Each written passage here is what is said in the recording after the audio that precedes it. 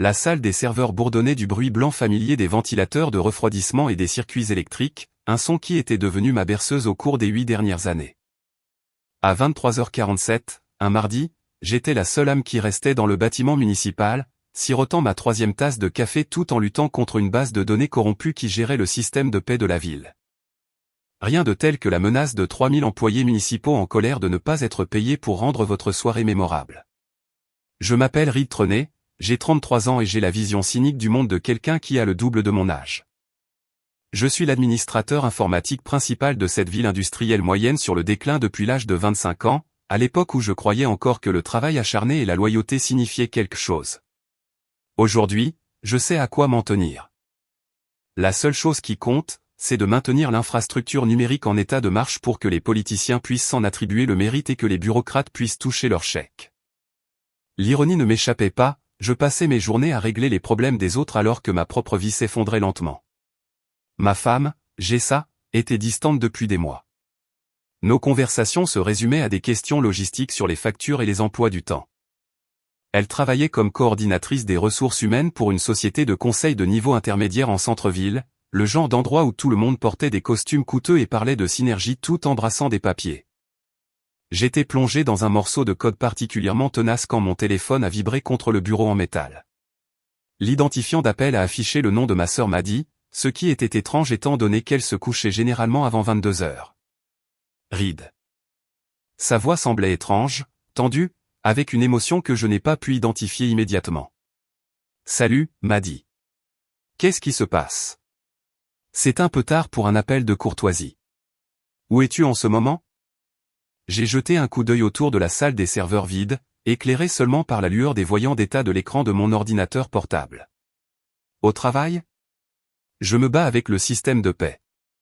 Pourquoi? Et où est Jessa? La question m'a fait l'effet d'une douche froide. Je me suis rendu compte que je n'avais pas vraiment parlé à ma femme depuis ce matin, lorsqu'elle avait mentionné quelque chose à propos d'une petite fête rapide avec ses amis du travail. Elle était restée vague sur les détails, ce qui n'était pas inhabituel ces derniers temps. Elle est sortie avec ses collègues, un truc de travail. Maddy, qu'est-ce qui se passe? Il y a eu une pause qui a duré trop longtemps, remplie d'un bruit de fond que je n'arrivais pas à situer. De la musique, des rires, le son d'une foule. Reed, j'ai besoin que tu m'écoutes très attentivement. Je suis à la fête d'anniversaire de mariage de maman et papa au centre communautaire, celle à laquelle Jessa a dit qu'elle ne pouvait pas assister à cause du travail. Mes doigts se sont arrêtés de bouger sur le clavier. De quoi tu parles? Elle est là, Reed. Et elle n'est pas avec ses amis du travail. Le monde a semblé basculer légèrement. J'ai sauvegardé mon travail avec une précision mécanique. Mon esprit luttait pour assimiler ce que Maddy me disait. Comment ça, elle est là? Elle a dit spécifiquement qu'elle ne pouvait pas venir à cause d'une obligation professionnelle. Reed. La voix de Maddy était douce mais ferme. Il faut que tu vois ça. Je t'envoie ma position. Viens ici tout de suite. La ligne est devenue silencieuse, me laissant regarder mon téléphone dans le silence soudain de la salle des serveurs. Un instant plus tard, un SMS est arrivé avec une adresse que je connaissais. Le centre communautaire de Riverside où mes parents célébraient leur 40e anniversaire de mariage, un événement auquel Jessa avait refusé d'assister à peine 6 heures plus tôt. J'ai fermé mon ordinateur portable et attrapé ma veste, mon esprit cherchant à toute vitesse des explications possibles. Peut-être avait-elle terminé son truc de travail plus tôt et décidé de me faire une surprise. Peut-être s'était-elle sentie coupable de rater la fête et était-elle arrivée en retard. Peut-être y avait-il une explication parfaitement raisonnable qui me ferait me sentir stupide face à l'effroi glacial qui se répandait dans ma poitrine. Le trajet à travers la ville a pris 15 minutes par des rues vides bordées de devantures de magasins fermés et de lampadaires clignotants. Cette ville avait connu des jours meilleurs, à l'époque où les aciéries tournaient et où les gens avaient un travail stable. Maintenant, c'était le genre d'endroit que les jeunes quittaient pour aller à l'université et ne revenaient jamais. Où le centre-ville comptait plus de bâtiments vides que de bâtiments occupés. Le centre communautaire était situé sur une colline surplombant la rivière Allegheny, un bâtiment en briques des années 1960 qui avait accueilli d'innombrables mariages, fêtes de départ à la retraite et réunions civiques. Ce soir-là, une lumière chaleureuse s'échappait de ses fenêtres, et je pouvais entendre la musique flotter sur le parking alors que je me garais à côté d'une rangée de voitures que je ne reconnaissais pas. Je suis resté assis dans ma voiture un instant, les mains crispées sur le volant, essayant de me préparer à ce que j'allais voir. À travers les grandes fenêtres, je pouvais distinguer des silhouettes qui bougeaient à l'intérieur. Le jeu d'ombre d'une fête battant son plein. Mon téléphone a vibré avec un autre SMS de Maddy. Côté et du bâtiment, près de la piste de danse. Je suis sorti de la voiture et j'ai marché vers l'entrée, mes pas résonnant sur l'asphalte. Plus je m'approchais, plus la musique devenait claire. Une chanson pop générique qui était probablement populaire auprès de personnes de 10 ans plus jeunes que moi. À travers les portes vitrées, j'ai pu voir mes parents, des amis et des membres de la famille dispersés autour de tables recouvertes de nappes blanches. Les restes du dîner et du gâteau étaient évidents sous l'éclairage chaleureux.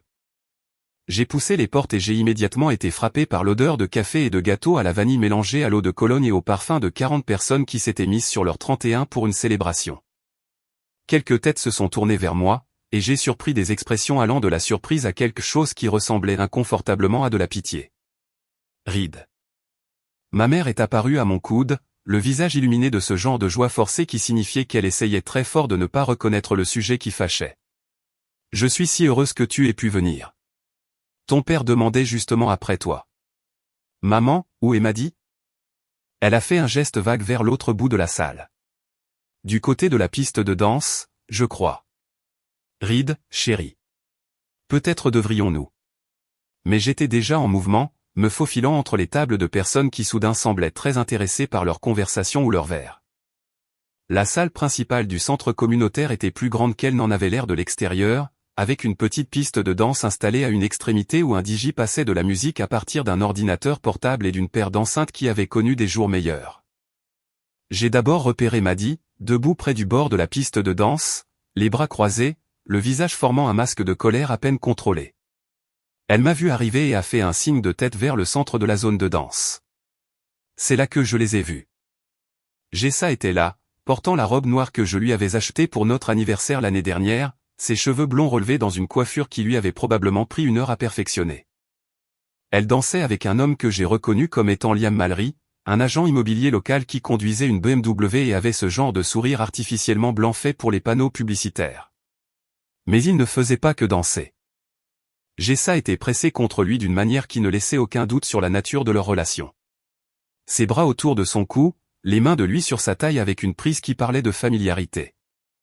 Ils bougeaient ensemble avec ce genre d'intimité facile qui vient de la pratique, du confort, de savoir exactement comment le corps de l'autre s'adapte au vôtre. Alors que je regardais, figé sur place, Liam s'est penché et a chuchoté quelque chose à l'oreille de ma femme qui lui a fait rejeter la tête en arrière et éclater de rire. C'était un son que je n'avais pas entendu d'elle depuis des mois. Brillant, authentique et complètement spontané.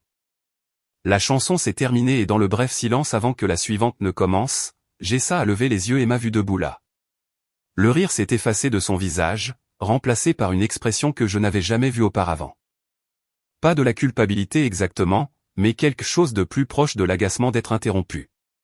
Pendant un instant, nous nous sommes simplement dévisagés à travers les 6 mètres de la piste de danse tandis que les premières notes d'une autre chanson commençaient à jouer.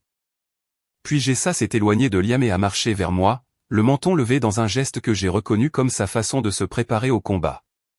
Ride, je ne m'attendais pas à te voir ici. Son ton désinvolte, comme si elle avait été surprise en train de prendre un café avec un ami au lieu de se frotter contre un autre homme à la fête d'anniversaire de mes parents, m'a frappé comme un coup physique. Jessa. Ma voix semblait étrange à mes propres oreilles. Trop calme, trop contrôlée. Je croyais que tu avais un truc de travail ce soir. Elle a jeté un coup d'œil en arrière vers Liam, qui observait notre échange avec une expression si arrogante qu'elle m'a donné envie de réarranger ses traits parfaitement symétriques. C'était le cas. Nous avons fini tôt et j'ai pensé passer voir tes parents avec lui. Liam était au même événement. Il a proposé de me déposer. Le mensonge était si fluide, si répété que j'ai presque admiré le savoir-faire. Presque. C'est ça. Et la danse. Une rougeur est montée dans son cou. Le premier signe que son sang-froid se fissurait. Nous étions juste amicaux. Tu fais toute une histoire de quelque chose qui n'en est pas une. J'ai regardé autour de la pièce et j'ai réalisé que toutes les conversations s'étaient arrêtées. 40 personnes faisaient semblant de ne pas regarder le drame se dérouler sur la piste de danse, mais le silence était assourdissant. Je pouvais voir mes parents près de la table des gâteaux, la main de mon père sur l'épaule de ma mère dans un geste de soutien ou de retenue. Amicaux, ai-je répété le mot, en goûtant ses bords amers. C'est comme ça qu'on appelle ça? Reed, tu te rends ridicule. Les mots ont atteint leur cible avec une précision chirurgicale. À ce moment-là, j'ai réalisé que ce n'était pas une erreur ou un moment de faiblesse. C'était calculé, délibéré, et cela durait probablement depuis plus longtemps que je ne voulais l'imaginer.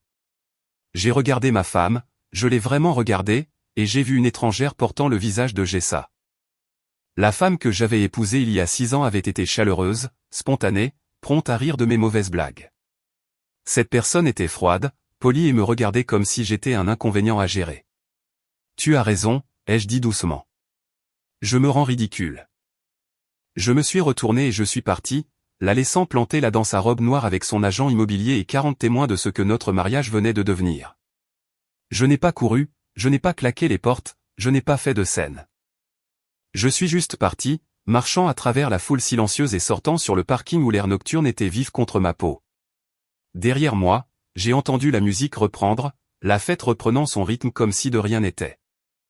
Je suis resté assis dans ma voiture un long moment à fixer le bâtiment où mes parents célébraient 4 décennies de mariage pendant que le mien implosait en temps réel. Mon téléphone a vibré avec un SMS de Maddy. Je suis désolé que tu aies eu à voir ça. Appelle-moi quand tu rentreras. J'ai démarré le moteur et j'ai retraversé la ville par des rues qui semblaient exactement les mêmes qu'1 heure plus tôt. Même si tout avait changé, la salle des serveurs m'attendait, bourdonnant toujours de vie électronique, le problème de paix toujours non résolu.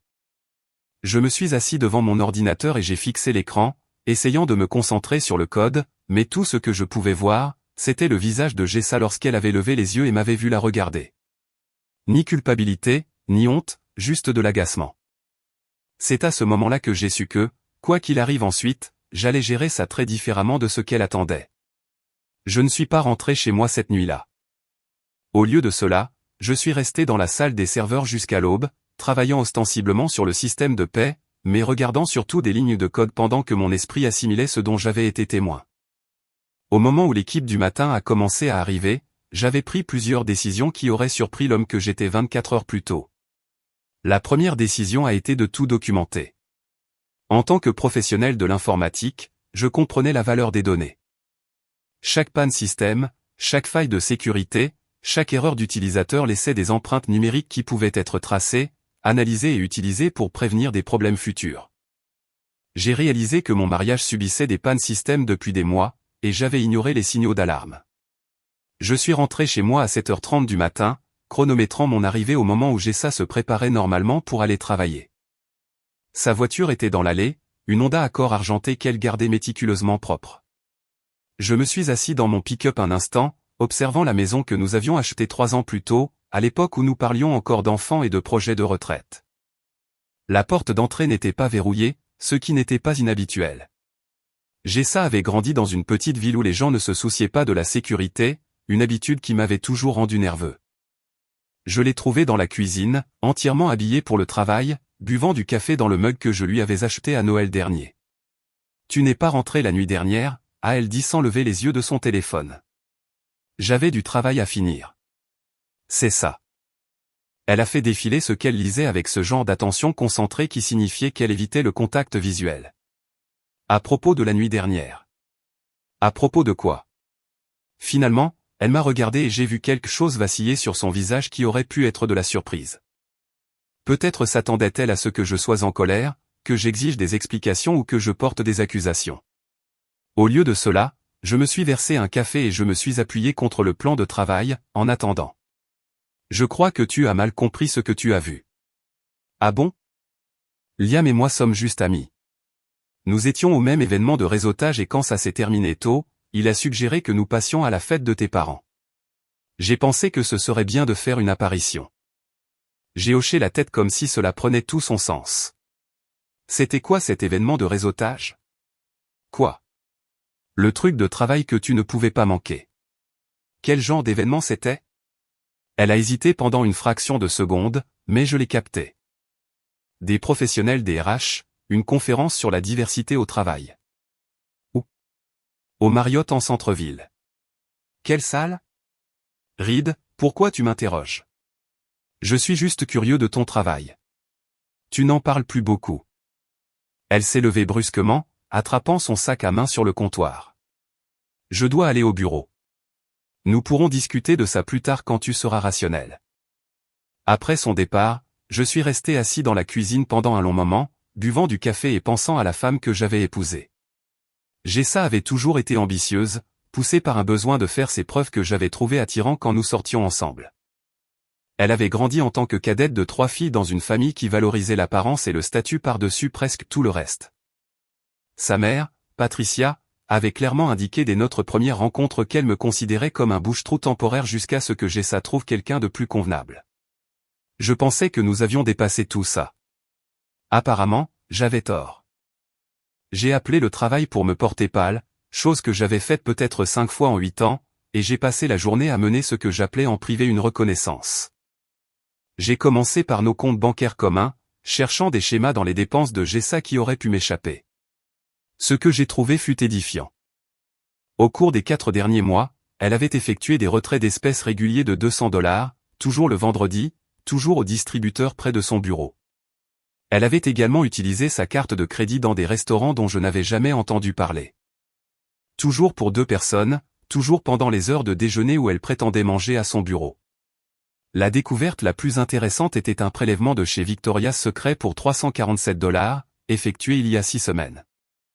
Je n'avais jamais vu de preuve de cet achat, ce qui signifiait soit qu'elle cachait la lingerie, soit qu'elle l'offrait à quelqu'un d'autre.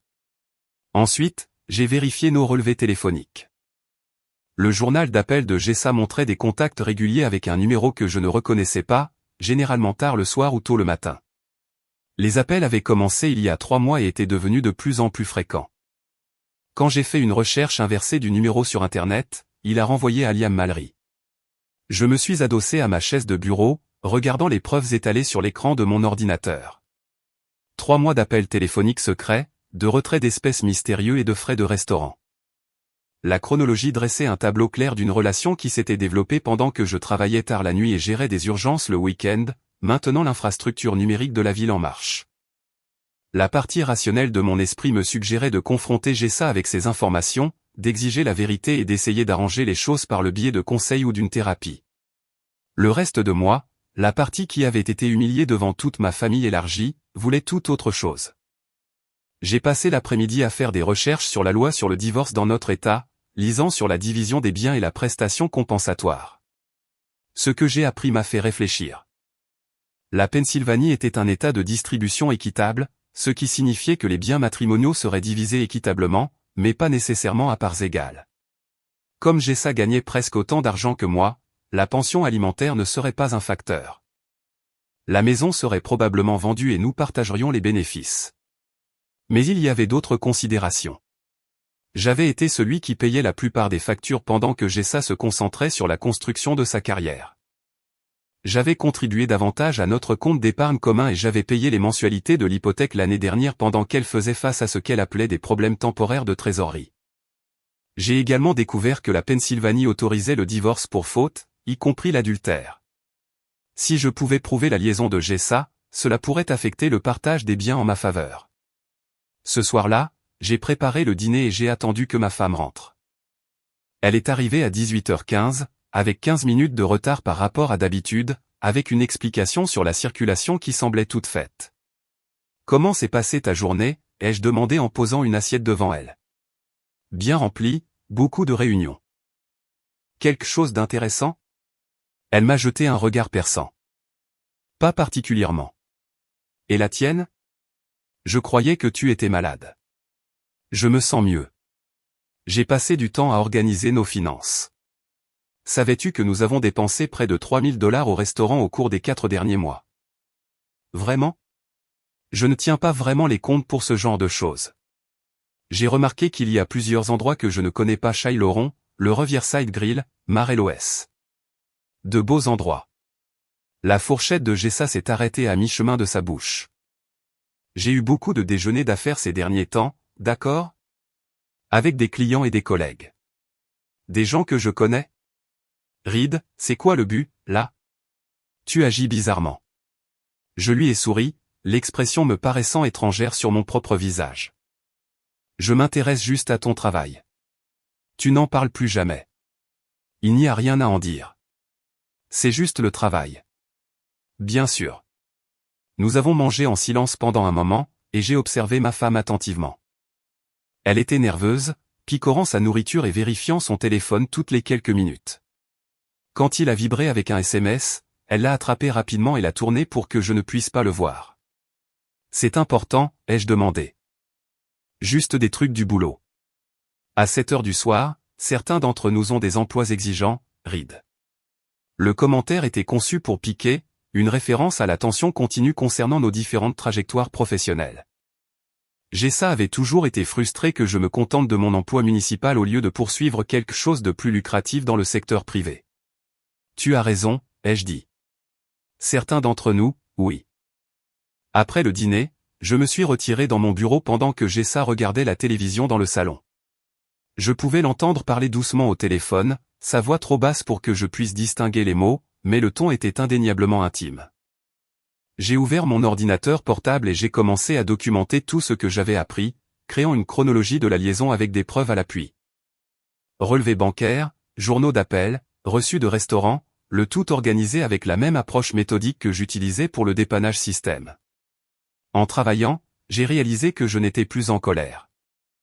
La rage brûlante que j'avais ressentie au centre communautaire s'était refroidie pour devenir quelque chose de plus concentré, de plus déterminé. Gessa avait fait son choix, et maintenant j'allais faire le mien. Le lendemain matin, j'ai appelé un avocat. Maître Sarah Mitchell avait le genre de comportement direct qui inspirait confiance.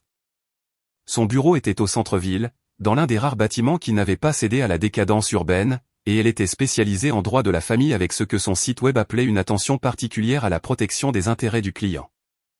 Monsieur Trenet, j'ai examiné les documents que vous m'avez envoyés. Vous avez été très minutieux. Elle a étalé les documents imprimés sur son bureau. Relevé bancaire, relevé téléphonique, photographie de la fête d'anniversaire que Maddy avait prise discrètement. La preuve de la liaison de ma femme étalée noir sur blanc. Quelles sont mes options? Eh bien, vous avez des motifs pour un divorce pour faute, ce qui pourrait jouer en votre faveur concernant la distribution des biens. Les preuves documentées de l'adultère sont assez convaincantes. Et si j'emprunte cette voie? Votre femme la contesterait probablement, ce qui signifie un processus plus long et plus coûteux. Mais étant donné la solidité de vos preuves, elle préférerait probablement régler l'affaire à l'amiable plutôt que d'aller au procès.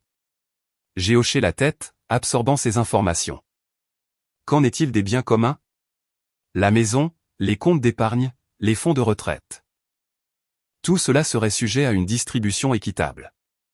Cependant, si vous pouvez démontrer que les fonds conjugaux ont été utilisés pour financer la liaison, cela pourrait être considéré comme une dissipation des biens conjugaux. Une dissipation des biens conjugaux? Utiliser l'argent du couple à des fins qui ne profitent pas au mariage, ces additions de restaurants, par exemple. Si votre femme a utilisé les fonds matrimoniaux pour choyer son amant, c'est de l'argent qui devrait vous être crédité dans le règlement final. J'ai quitté le bureau de l'avocate avec une compréhension claire de ma position légale et un plan pour aller de l'avant. Mais d'abord, j'avais besoin de rassembler plus de preuves. Cet après-midi-là, j'ai fait quelque chose que je n'avais jamais fait auparavant. J'ai quitté le travail plus tôt et j'ai conduit jusqu'à l'immeuble de bureau de Gessa. La société de conseil où elle travaillait occupait 3 étages d'une tour de verre qui avait été construite lors du dernier boom économique de la ville dans les années 1990. Je me suis garé de l'autre côté de la rue et j'ai attendu. À 17h30, les employés ont commencé à sortir du bâtiment. J'ai repéré les cheveux blonds de Gessa et je l'ai regardé marcher seul jusqu'à sa voiture. Elle est sortie du parking et a tourné à gauche, s'éloignant de notre maison. Je l'ai suivie à distance, me sentant comme un personnage d'un mauvais film, mais incapable de m'arrêter. La voiture de Gessa a serpenté à travers le centre-ville et dans le quartier de Riverside où d'anciens entrepôts avaient été transformés en appartements haut de gamme et en restaurants branchés. Elle s'est garée devant Marello's, un des restaurants figurant sur nos relevés de cartes de crédit. Par la fenêtre, je pouvais voir Liam Mallory l'attendre à une table pour 2. Je suis resté assis dans mon pick-up et je les ai regardés dîner, leur langage corporel étant intime et détendu. Ils se tenaient la main au-dessus de la table, partageaient la nourriture de leurs assiettes respectives et riaient à des blagues privées. C'était le genre d'affection facile que Jessa et moi avions autrefois partagé à l'époque où nous commencions tout juste à sortir ensemble. Quand ils ont quitté le restaurant, ils ont marché ensemble jusqu'à la BMW de Liam. Jessa s'est assise sur le siège passager et ils ont conduit jusqu'à un complexe d'appartements que j'ai reconnu comme étant Riverside Towers, le bâtiment résidentiel le plus cher de la ville. J'ai attendu sur le parking pendant 2 heures. Jessa n'est pas ressorti. Le trajet de retour fut surréaliste. Je m'attendais toujours à me sentir dévasté, trahi, le cœur brisé. Au lieu de cela, je me sentais étrangement détaché, comme si je regardais la vie de quelqu'un d'autre s'effondrer. Au moment où je me suis garé dans mon allée, j'avais pris une autre décision. Jessa est rentré à 23h30 avec une histoire élaborée sur une urgence professionnelle qui l'avait obligé à rester tard au bureau. J'ai écouté sans faire de commentaires, hochant la tête aux bons endroits, exprimant même de la sympathie pour sa journée stressante. « Tu es très compréhensif », a-t-elle dit, étudiant mon visage avec méfiance. « J'essaie de soutenir ta carrière. C'est nouveau. Les gens changent. » Au cours de la semaine suivante, j'ai établi une routine. J'allais travailler, j'effectuais mon travail avec une efficacité mécanique et je passais mes pauses déjeuner à surveiller la liaison de ma femme. J'ai documenté leurs rencontres, je les ai photographiées ensemble et j'ai constitué un dossier complet sur leur relation. Ce qui m'a surpris, c'est à quel point ils étaient devenus imprudents. Ils se rencontraient dans des lieux publics, montraient de l'affection physique là où tout le monde pouvait les voir, et ne faisaient aucun effort pour cacher leur lien. C'était comme s'ils s'étaient convaincus que leur secret était en sécurité parce que j'étais trop aveugle ou trop faible pour y faire quoi que ce soit. Ils avaient tort sur les 2 points.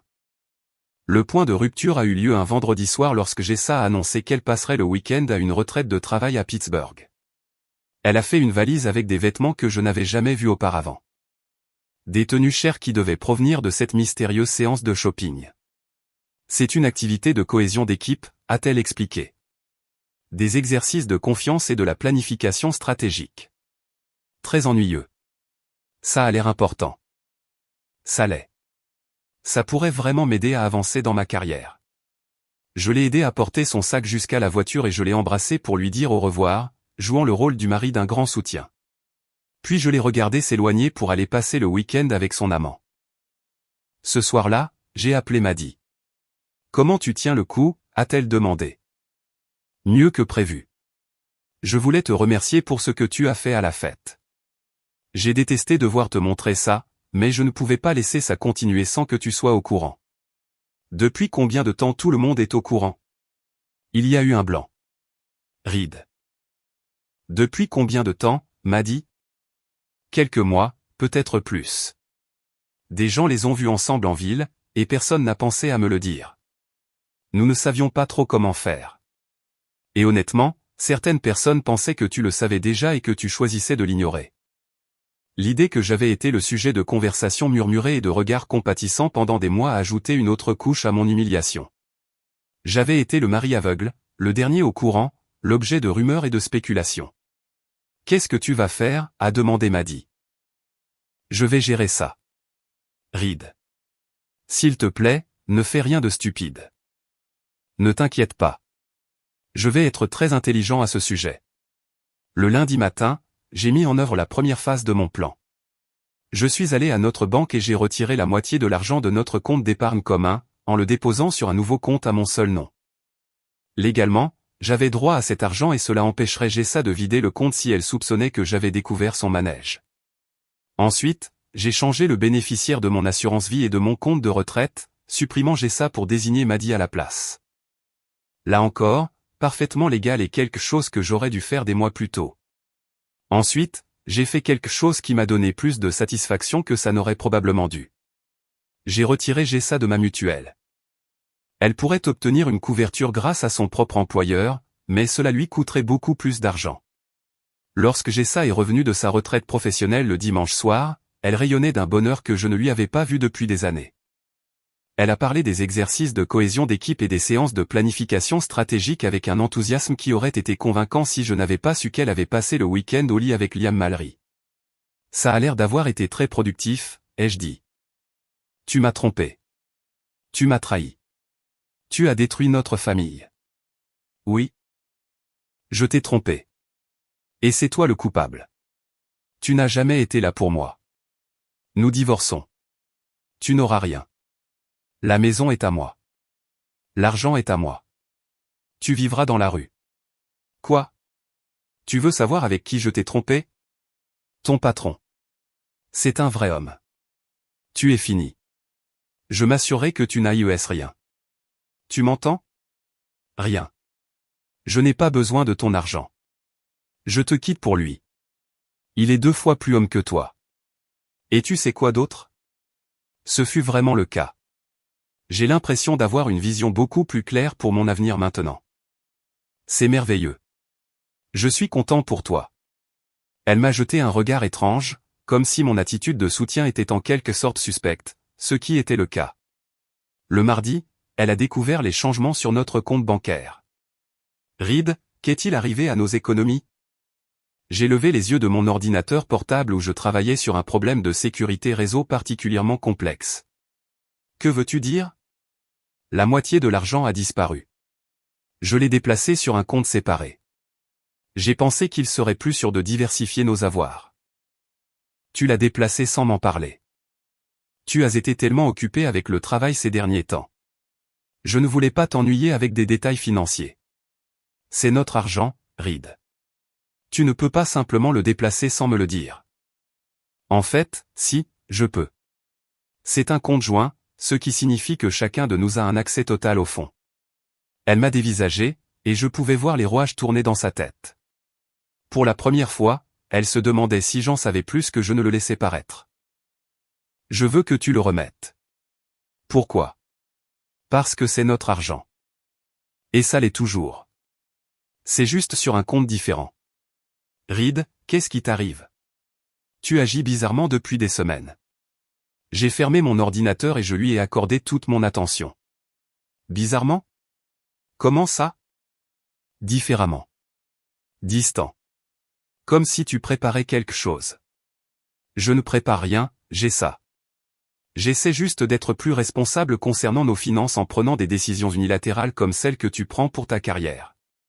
Le commentaire a fait mouche. Le visage de Jessa a rougi et elle s'est détournée de moi. C'est différent. Ah oui? Mes décisions professionnelles ne t'affectent pas directement. Vraiment? Elle n'a pas répondu, mais je pouvais voir la tension dans ses épaules. Pour la première fois depuis que j'avais découvert sa liaison, Jessa était inquiète. Elle commençait à se rendre compte que le mari qu'elle tenait pour acquis pourrait ne pas être aussi passif qu'elle l'avait supposé. Cette nuit-là, je l'ai entendu au téléphone dans la salle de bain, sa voix basse et urgente. Je ne pouvais pas distinguer les mots, mais le ton était clair. Elle avait peur. Tant mieux. Elle avait des raisons de l'être.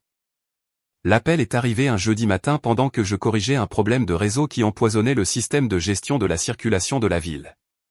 J'ai reconnu le numéro. C'était l'une des amies du travail de Jessa, une femme prénommée Tiffany, qui m'avait toujours traité comme un accessoire encombrant de la vie sociale de ma femme. Reed, c'est Tiffany. Je crois qu'il faut qu'on parle. De quoi? De ce que tu fais à Jessa. Je me suis adossé à ma chaise, intrigué. C'était un développement inattendu. Je ne vois pas ce que tu veux dire. Le compte en banque, l'assurance, la façon dont tu agis. Jessa est vraiment bouleversée. Elle est bouleversée par notre planification financière? Ne joue pas à l'idiot, Reed. Nous savons que tu sais. L'aveu flottait dans l'air entre nous. Enfin, quelqu'un reconnaissait l'éléphant dans la pièce. Que je sais quoi exactement? Pour Liam. Qu'est-ce qu'il y a avec Liam? Écoute, je comprends. Tu es blessé, mais punir Jessa financièrement ne va rien résoudre. J'ai failli rire devant tant d'audace. La punir? Déplacer de l'argent, annuler son assurance. C'est mesquin et vindicatif. Tiffany, je suis marié à Jessa depuis 6 ans. Pendant ce temps, j'ai payé la majeure partie de nos factures. Remboursé ses prêts étudiants et soutenu ses changements de carrière. L'argent que j'ai déplacé est de l'argent que j'ai gagné.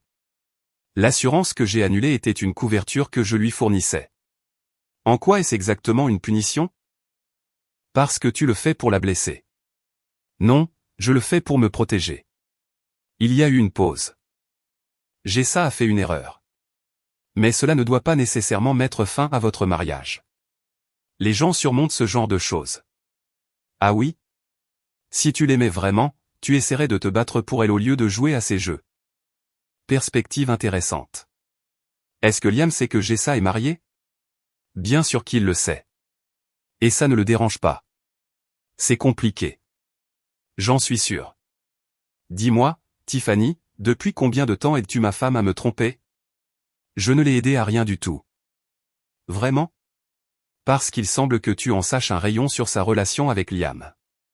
L'as-tu couverte, lui as-tu trouvé des excuses, l'as-tu aidé à se trouver des alibis? Le silence s'est prolongé suffisamment pour me donner ma réponse. Jessa est mon amie, a finalement dit Tiffany. Je la soutiens, même quand elle détruit son mariage. Son mariage battait déjà de l'aile. Liam l'a juste aidé à réaliser qu'elle mérite mieux. Le commentaire était destiné à blesser, mais au contraire, il m'a éclairé sur un point.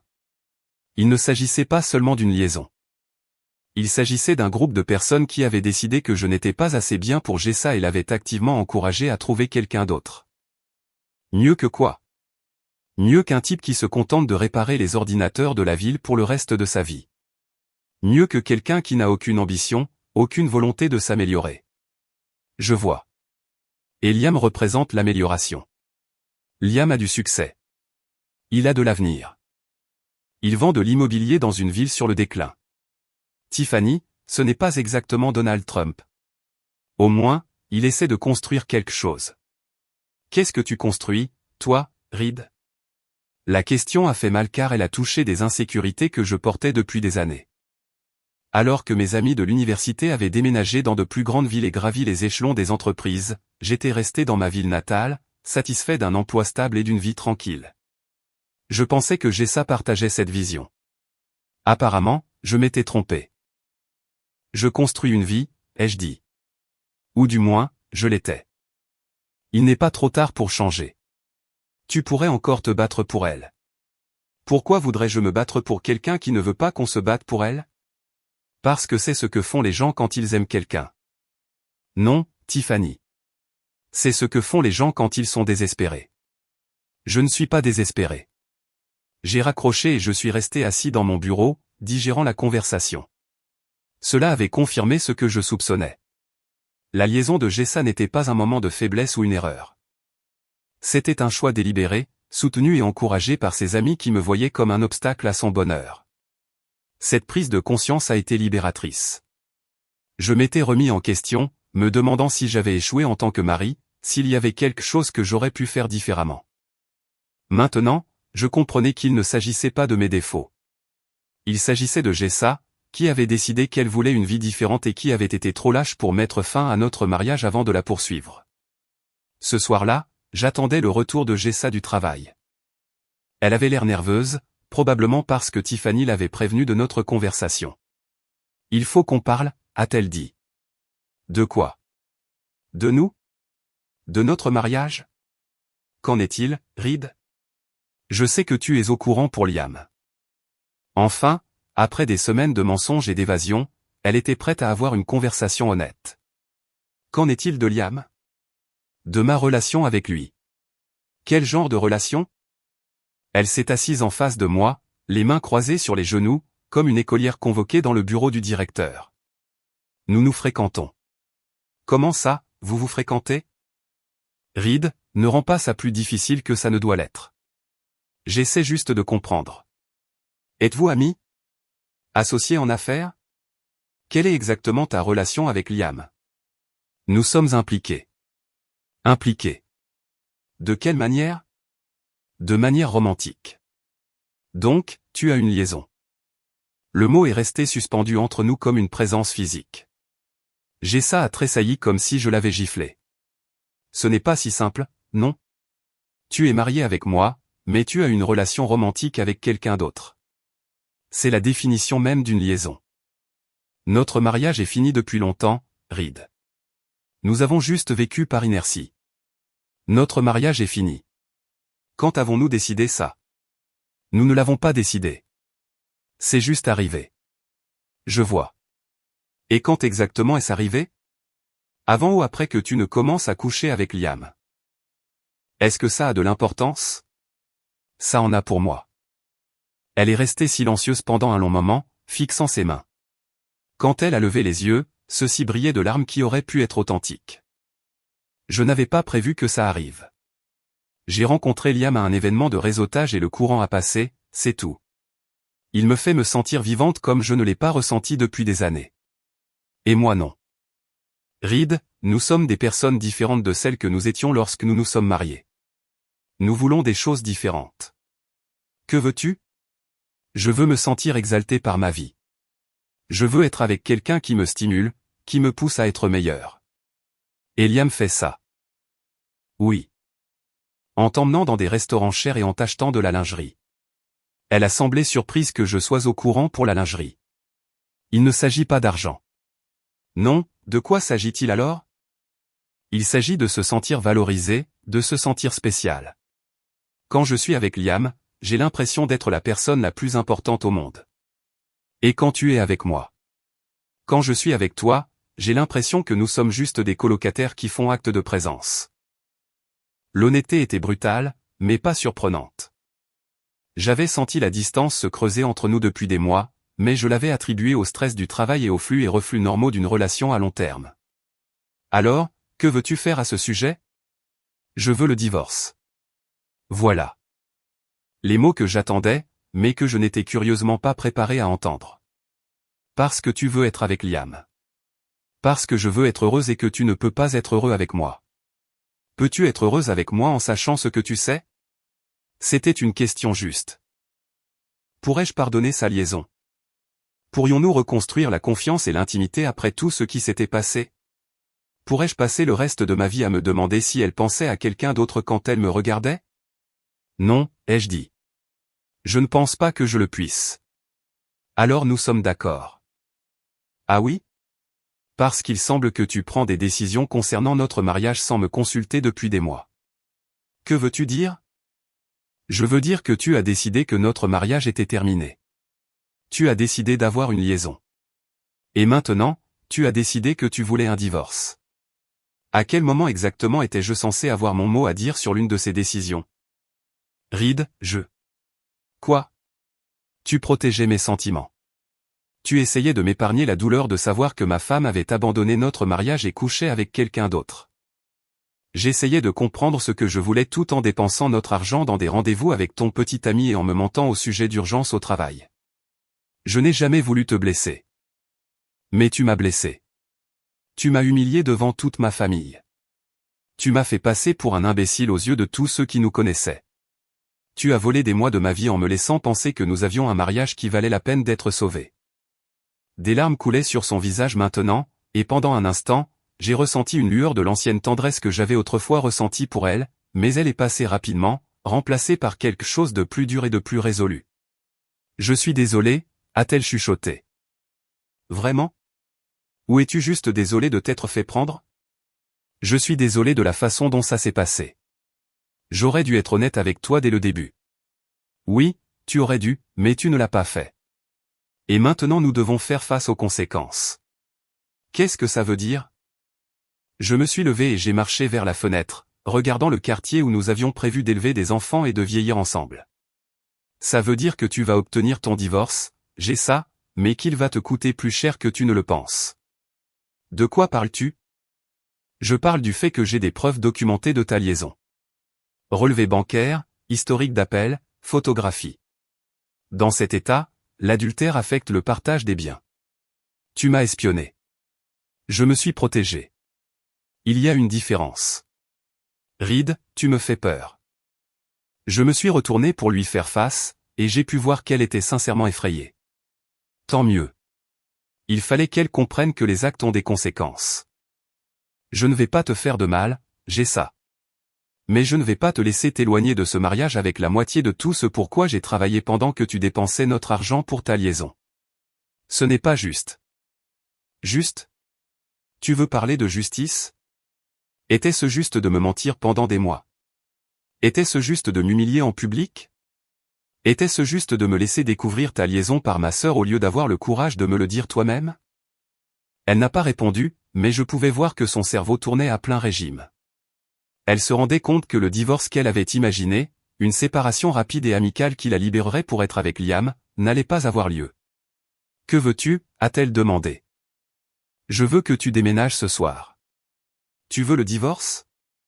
Très bien, mais tu ne peux pas avoir ta liaison et vivre dans la maison que je paie pendant que tu réfléchis à ta prochaine étape. Tu as fait ton choix. Maintenant, assume-le. Où suis-je censé aller ? Je suis sûr que Liam a de la place dans son appartement. Ou tu peux loger chez Tiffany.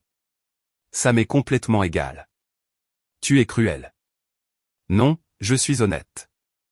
Pour la première fois depuis des mois, quelqu'un dans ce mariage est tout à fait honnête.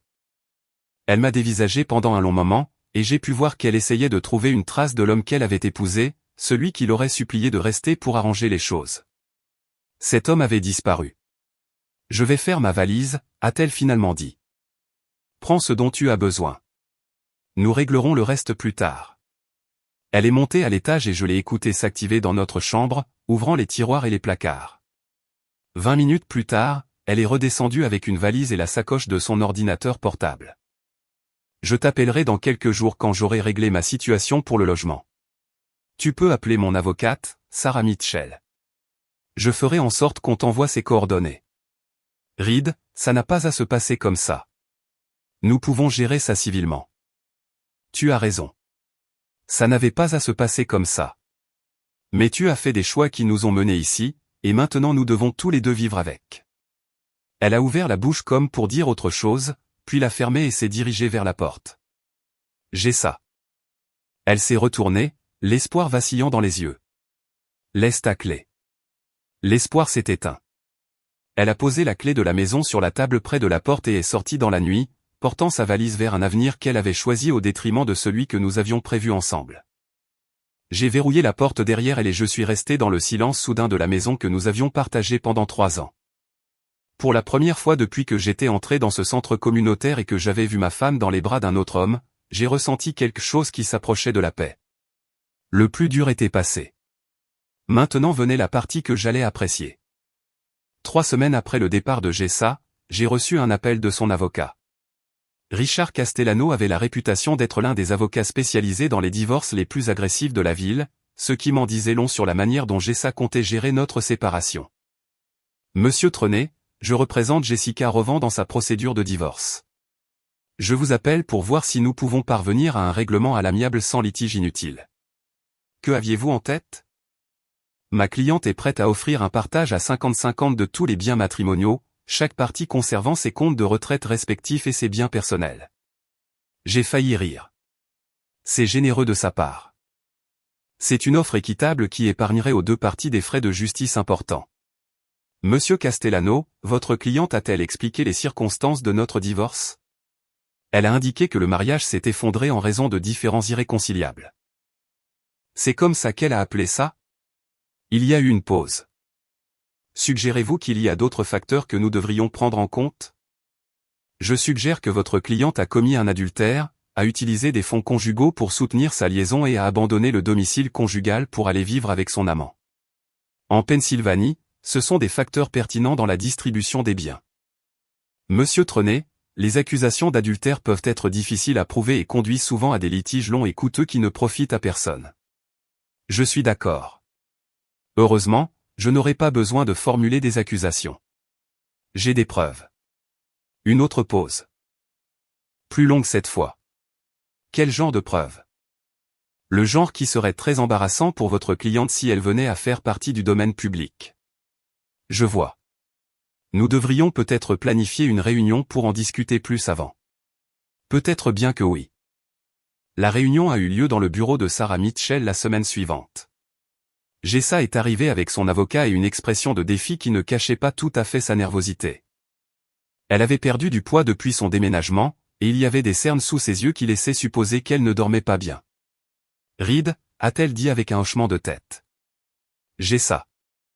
Nous nous sommes assis face à face à une table de conférence polie pendant que nos avocats étalaient des documents entre nous comme des plans de bataille. Ma cliente a préparé une offre de règlement complète, a commencé Castellano en faisant glisser un dossier sur la table.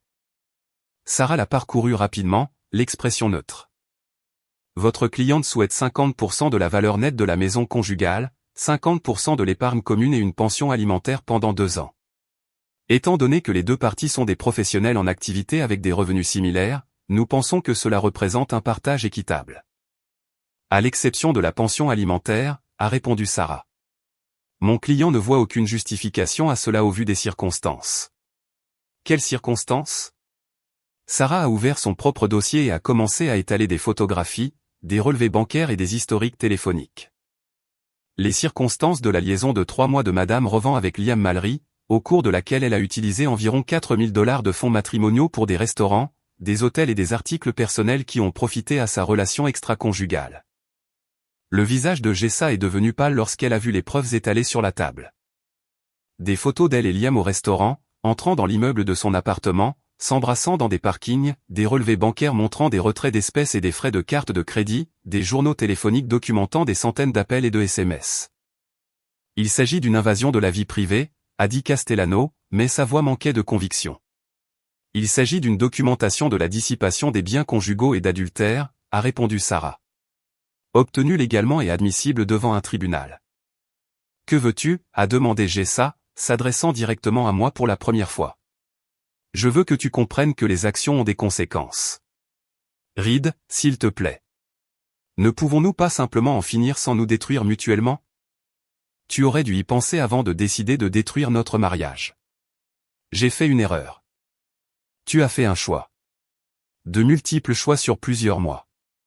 Tu as choisi de me mentir, de me tromper, de m'humilier et de gaspiller notre argent pour ta liaison.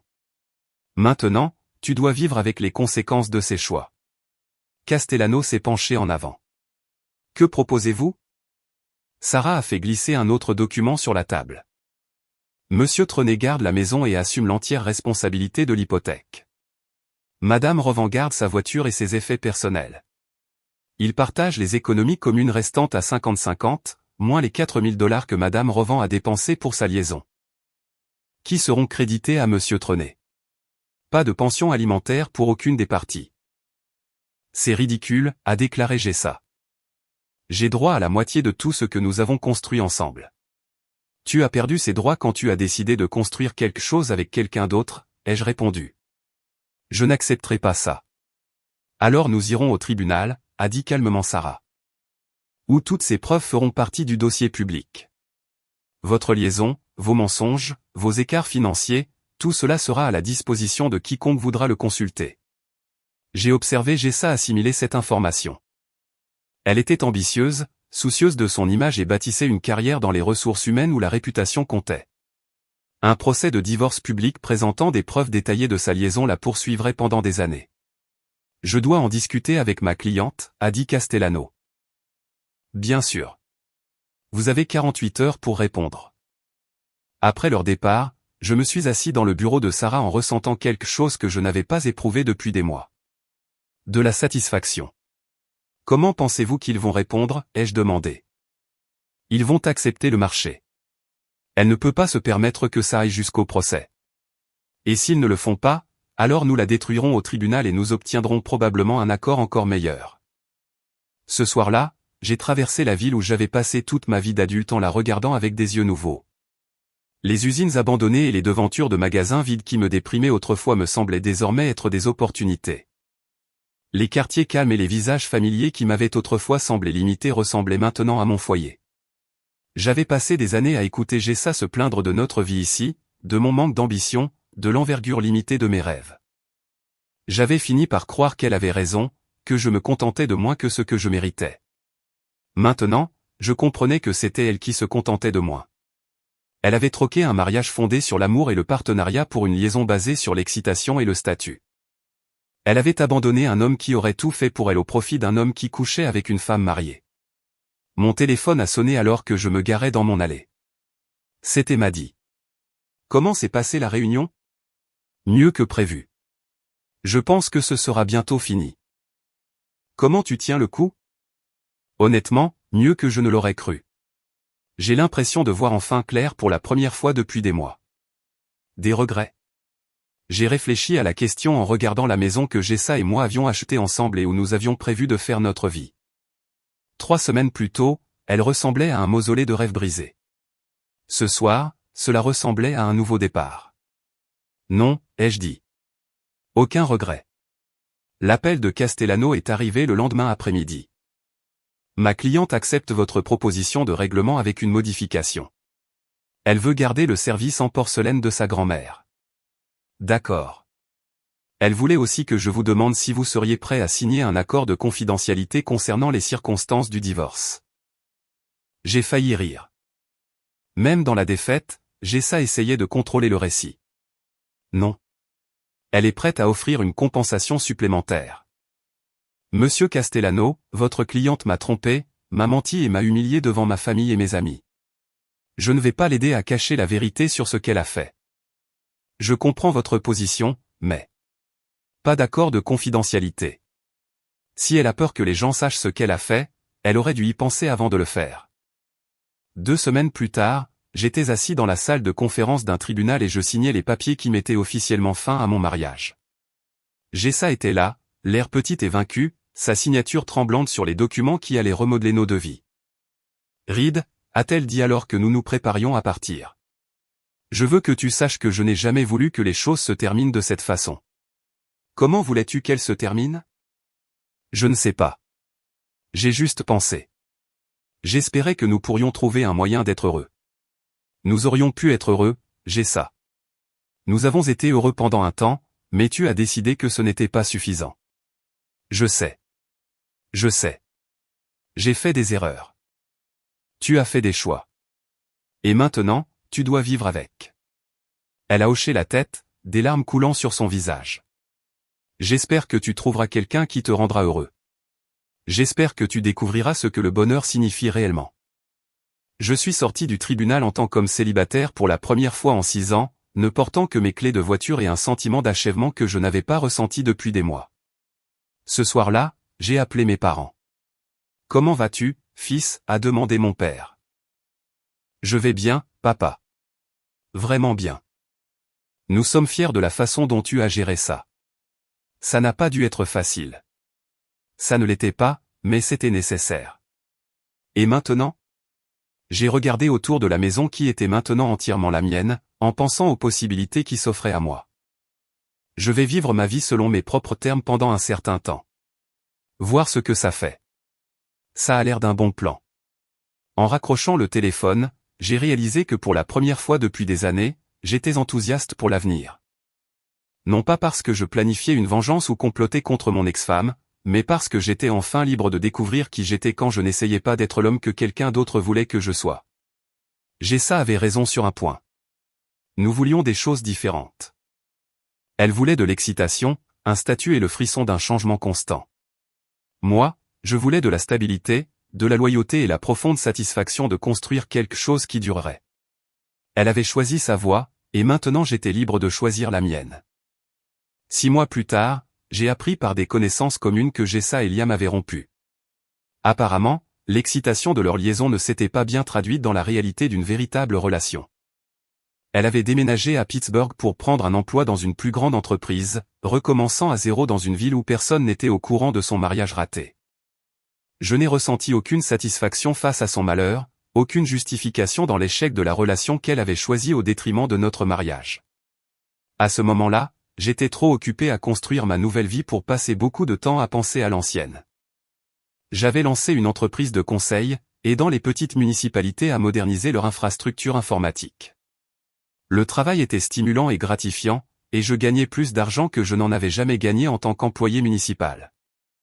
J'avais aussi recommencé à faire des rencontres, prudemment et de manière sélective, cherchant quelqu'un qui partageait mes valeurs au lieu de quelqu'un qui me les faisait remettre en question. La maison me paraissait différente maintenant, non pas vide, mais paisible. Je l'avais redécorée, effaçant les traces de ma vie avec Jessa pour créer quelque chose qui m'appartenait entièrement. La chambre d'amis était devenue un bureau à domicile, et j'avais transformé le sous-sol en atelier où je restaurais de vieux ordinateurs pendant mon temps libre. Ce n'était pas la vie que j'avais prévue, mais c'était une belle vie. Plus important encore, c'était ma vie, construite selon mes propres termes, avec mes priorités et mes valeurs au centre. Parfois, tard la nuit, je pensais à l'homme que j'étais quand j'étais marié à Jessa, incertain, s'excusant sans cesse, essayant constamment de prouver que j'étais digne de son amour. Cet homme me semblait étranger maintenant. quelqu'un que j'avais brièvement connu mais jamais vraiment compris. Il ne me manquait pas, et elle non plus. Ce que j'avais trouvé à la place était quelque chose à quoi je ne m'étais jamais attendu. La profonde satisfaction d'être exactement qui j'étais, sans excuse ni compromis.